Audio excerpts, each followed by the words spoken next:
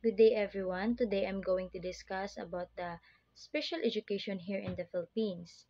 First is mainstreaming and inclusive education.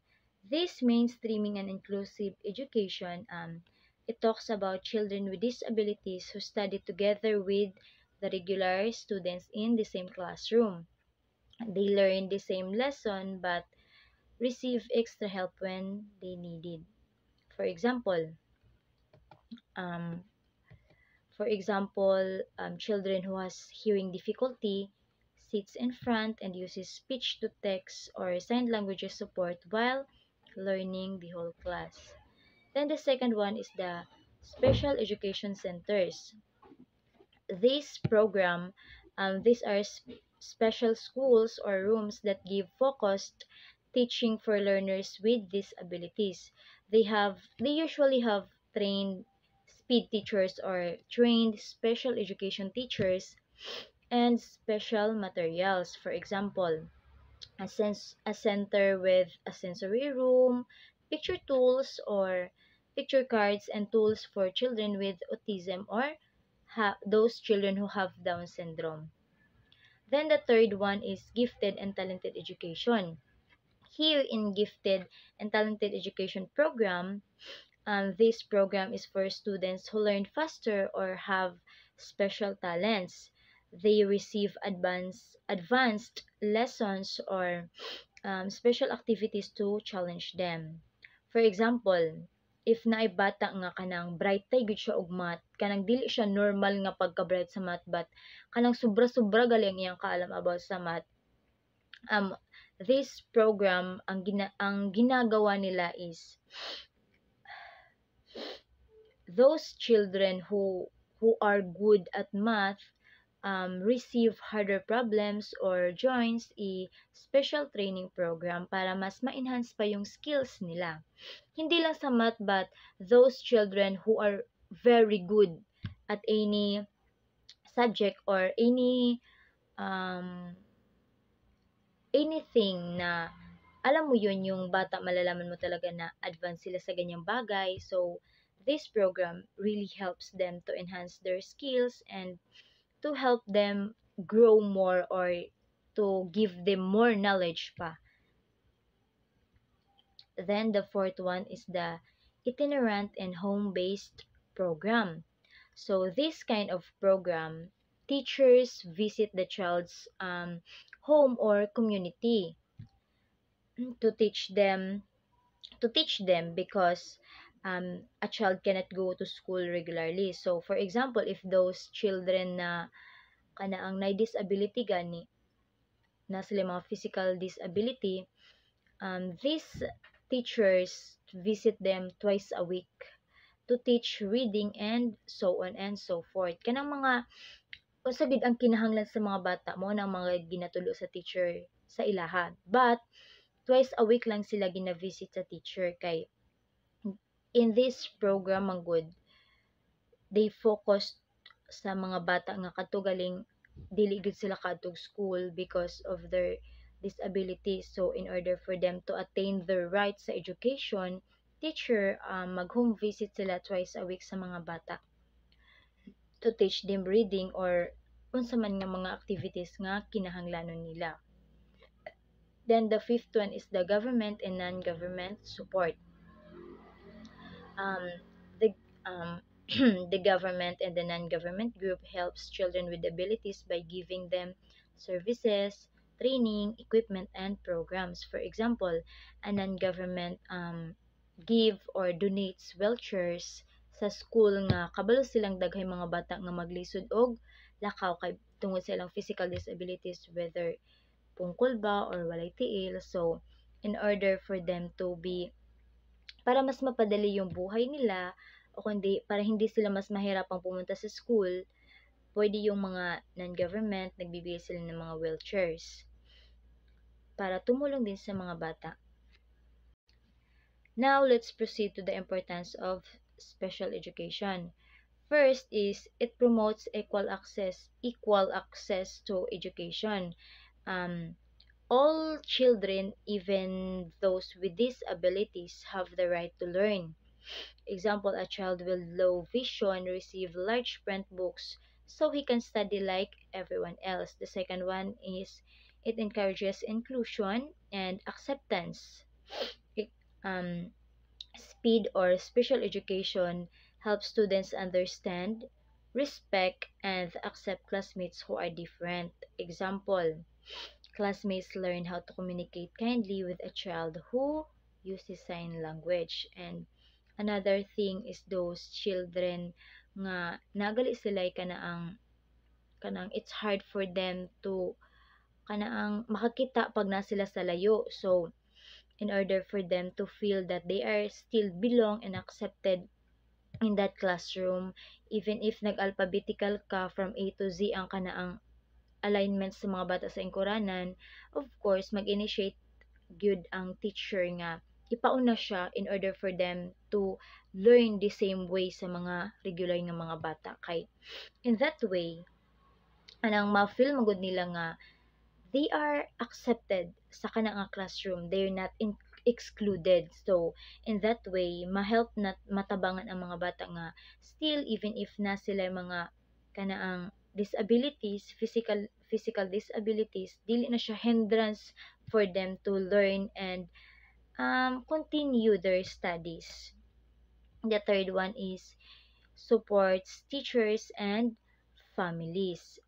For example, I know this kind of kanang importance sa kuan special education in the Philippines because speed gives guidance, training, and help to teachers and parents so they know how to support the child. Kay, di ba, bisan pag unsa ka kuan, unsa man ka gusto sa parents nga kana galing mahatagan gyud og proper education ang mga bata nila nga nay mga disability, labi na if pobre lang pud sila, sakto-sakto lang pud ang ilang kwarta, is it's hard for them to give them or to give their child the proper services that they needed. So dako kayong tabang ang speed kay kanang daghanay magud sila natabang like mag-give sila mga services, training like what I've mentioned earlier nga inana ang natabang sa speed. So by that is dili lang ang parents ang natabangan, also ang mga teachers po natabangan sila nga kana galing mas mahatagan pa og more nga pagtagad ang katong mga bata nga kanang nay mga disabilities kay they are not the same with regular student nga kanaang tudloan lang nimo sila nga kay 'di ba like what I've mentioned earlier na mga bata nga maglisod sila kaklaro, may mga bata nga kanaang physically kanaang na sila disability nga maglisod gud sila go to school. So by the help of the special education program, those children um really provided the needs they are needed. And the fourth one is it develops individual strengths and potential. Every child has skills. Speed helps them discover and improve those strengths. Example, a child who loves drawing is given art activities to build their talent and confidence. Of course, like what I've mentioned earlier, na tay gifted and talented programs. So, even if they have disabilities, that doesn't mean nga wala sila mga talents or they don't have the knowledge just like the regular students. Kay naagi mga bata no na even if kanang multiple disabilities ang naa sa ilaha pero gifted sila, they are talented. Para sa atong naa sa magpakailanman before gani nga grabe siya kaabtik mag-paint, pero ang iyang ginagamit mag-paint is iyang tiil, dili iyang kamot. Though wala man daw niya na experience kay gikwento man to niya nga wala niya na experience nga kana galing matabangan siya or kanang naay mga special education sa ilaha nga inana, but siya gud nga pagkatao wala siya kamot ha, pero kaya jud niya i-draw ang nawong na draw galito niya ang naong ni kuan kanang sa magpakailanman nga host gani inana. So try to search it on YouTube and watch that video. Grabe siya ka kuan kanang makatouch siya nga story because that person experienced bullying, but Of course, even if they have that kind of disabilities, kuan gihapon they are still gifted and talented. Then the fifth one is it prepares learners for life beyond school. So speed teaches life skills that children still need in the future. For example, students learn how to count money, um, follow a routine, or communicate basic needs. So, even if they have disabilities, they are still living just like ordinary people or regular students nga in the near future ma-experience gyapon na nila nga mag-count og money, how to use their money properly, how to follow their routines, and to communicate basic needs in order for them to be kanang matabangan sila if naay mga kinahanglanon nila nga kibali maglisod sila kuha for example anang mag kana galing mga pungkol nga nay gusto kwaon but suddenly kanang dili nila kaya istorya kay kanang nasilay kuan gali kanang for example those learners kana galing mga learners nga multiple disabilities, for example dili siya kalitok and at the same time pungkol siya na ng mga tao. So, in order for them to be kanang matabangan gani sila, then kabalo po sila mo communicate tabangan sila unsaon paggamit ang sign language ng tama, nang sa gayon ay maka-communicate sila sa unsa ilang gusto nga ipaabot sa tao. Kay for example, na sila ipamalihog or na sila gustong ipabuhat nga dili nila kayad. So, they need extra help with other people.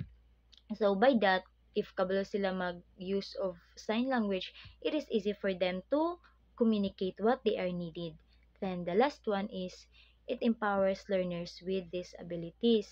Speed helps learners or children feel capable, confident, and independent.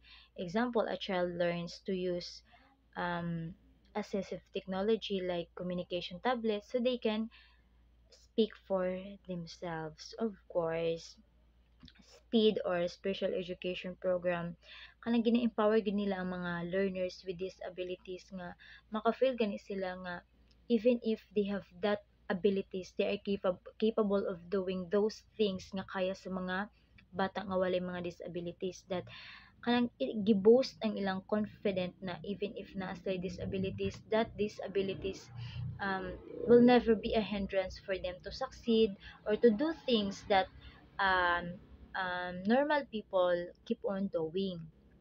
Kay just like us, normal people, those person with disabilities, they feel they also they also have a heart nga kanang maka-feel gani sila nga kaya ni nako buhaton nga butang na this ability will never be a hindrance for me to do things nga kabalo kong makahatag og success sa ako in the near future. So, to end this discussion, I would like to remind everyone that we should be kind to one another, especially with people, those children or learners with disabilities, because they didn't ask for it.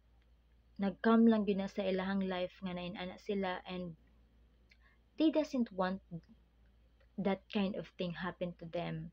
Kay just like us, kanaang they really wanted to do things good in their own but suddenly nahitabo na sa ila. So can we stop bullying them, instead help them grow, help them boost their confidence and make them feel belonged and valued. So in that way we can create a peaceful and kanang safest place for them.